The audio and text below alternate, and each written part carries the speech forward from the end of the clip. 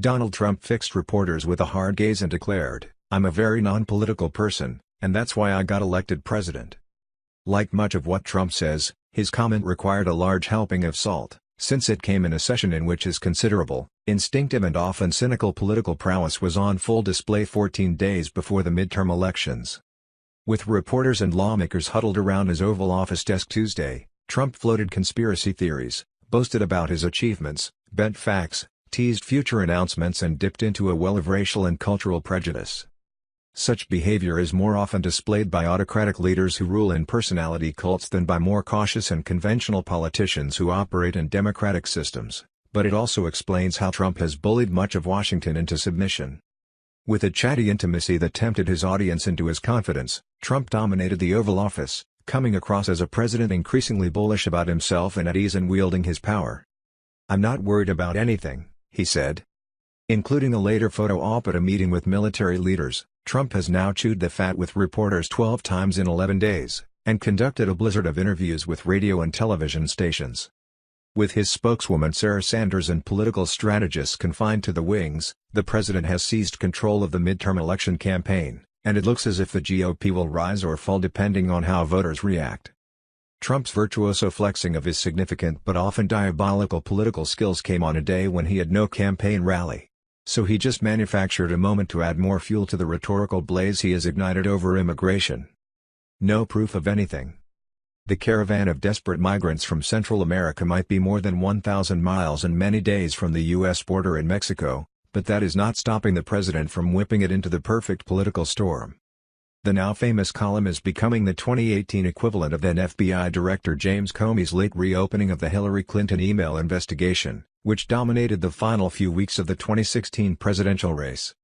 Then, Trump used the issue to hammer home his theme, that his Democratic foe was corrupt, a liar and unfit for office, in the process papering over his own character liabilities and drowning out her attacks.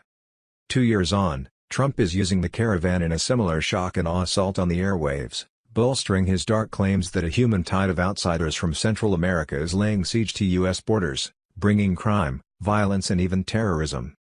Pictures of massing migrants bolster his theme, even though he rips them out of context and ignores reporters on the ground who are able to show that his claims that the column includes Middle Easterners are likely false. Very good relationship with Border Patrol and ICE. And they say it happens all the time from the Middle East. But it's not even saying bad or good, but some real bad ones. But they intercept, they're in the caravan. Well, they could very well be. But there's no proof. There's no proof of anything. There's no proof of anything. But they could very well be. Many in Clinton's camp believe, in retrospect, that the blanket coverage of the email issue stalled her momentum and helped Trump's late surge to victory. It's unclear if the caravan holds the same potential for Trump this time around. But it helps him reach voters who sincerely believe that other politicians have done nothing as their wages are undercut by undocumented migrants and their jobs have disappeared. And the spectacle of the march means the president will likely have the opportunity to loudly tout his extreme take on immigration, an issue on which he has built his political career, every day until the midterms November 6. It also allows him to fold in other themes that animate the Republican base, which he needs to come out in near 2016 numbers to stave off Democratic gains. That's one reason why he has stoked fear and played into prejudice about Middle Easterners, code for Muslims, who he hints, without providing evidence, are in the crowd, coming America's way and may be bent on terrorism. Ever eager to please, Vice President Mike Pence appeared at the president's shoulder, explaining that it was inconceivable that such people were not in the column, placing the burden of proof on those who doubt the claim. But pressed by CNN's Jim Acosta, Pence was not quite as adept at shading truth as the president, who jumped in and said some real bad ones from the Middle East had been intercepted at the border recently. Pence, who has spent the last 2 days defending Trump's claims on the caravan, then got a reminder of how treacherous life can be on the president's team. The vice president was promptly crushed as Trump reversed a rhetorical bus over him. There's no proof of anything. There's no proof of anything. But they could very well be, Trump said, before deftly switching the conversation to a debate about the size of his crowd at a rally in Texas on Monday night. Sticking a knife in with a smile. The president also unsheathed another skill common to other accomplished politicians, his use of humor to twist a knife, in this case in the unfortunate Senator Tom Carper, a Delaware Democrat who had effectively been held captive after a photo op to sign a water infrastructure bill. After Pence said the caravan was financed by leftists, Trump turned to Carper and teased, "And the Democrats maybe?" On Trump's face was the grin of a man who knows he has power over others and can make outrageous claims and get away with it. If his rising approval rating and dominance of the agenda in the days running into the midterms with a campaign based on fear and untruths help Republicans hang on to the House and perhaps increase their Senate majority, a comment by his son-in-law, Jared Kushner, at the CNN Citizen Conference in New York on Monday will look prescient.